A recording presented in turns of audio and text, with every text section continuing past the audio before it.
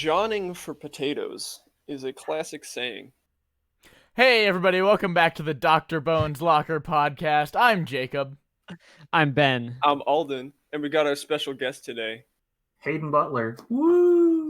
You got his last name on the Now podcast. that you've given us your last name, can you also give us, please, your home address and the last four digits of your social security number? All right, Alden, can you explain this podcast for us? So this is the podcast where we take 5 minutes every day to talk about the daily comic strip A Pirate's Life by Jason Ball.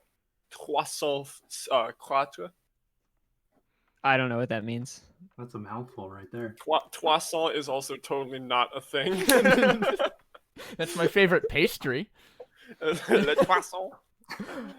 Can you read this comic for us, Alden?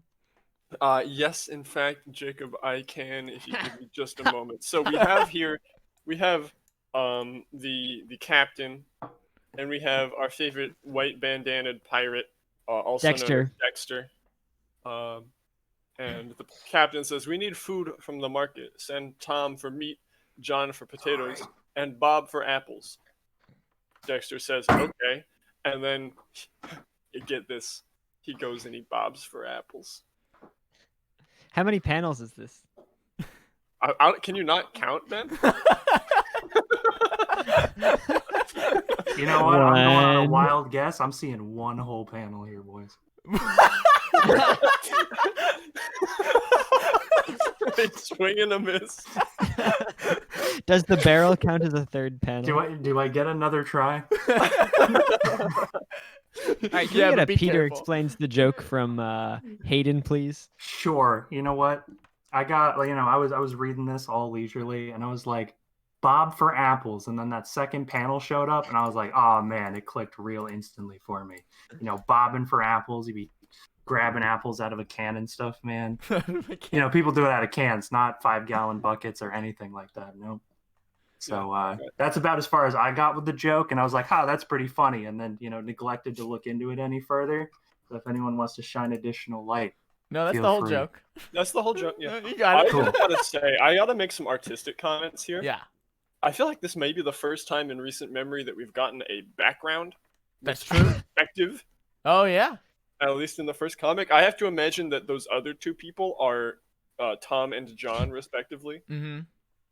I don't believe Tom and John are people that we know. Not yet. One of them could be Bob, though. Bob. That's true. I have no idea.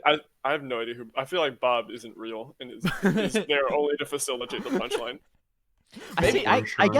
I guess I didn't get the joke because I thought the author got confused and renamed Dexter Bob.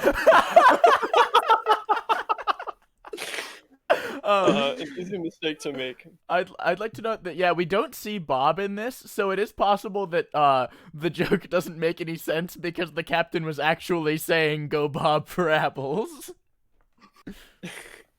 Also, where's the magnet? Magnet? He got it off his hook. Dr. Bones took it off his saga hook. Over? Maybe Magnet saga could be over. That or it may come back when you least expect it. End of an era, man.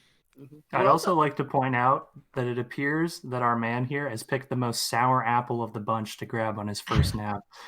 What's that that little line in the middle of the bucket? Are Are the apples just floating above the water? I think that marks the point at which it becomes X-ray vision. Like, the bottom half of the bucket of the barrel is like opaque, and then to show that there's apples in it, halfway up, it turns transparent. I see. I was gonna mention they didn't have transparent barrels when this was happening. No, it's just. Do they have transparent barrels now? Yeah. Ever heard of plastic pen? No. Oh, okay. It's like a transparent oil drum. I'd also like to note that we now know that the ship that they sail on is probably big enough to need at least 5 crew members, or 4 crew members, plus the people we know. We also see that it's not in the background. 14 seconds. Rate. I'll give this one a 6. I'll give this one a 6.5. I'm going to give it a 5.5.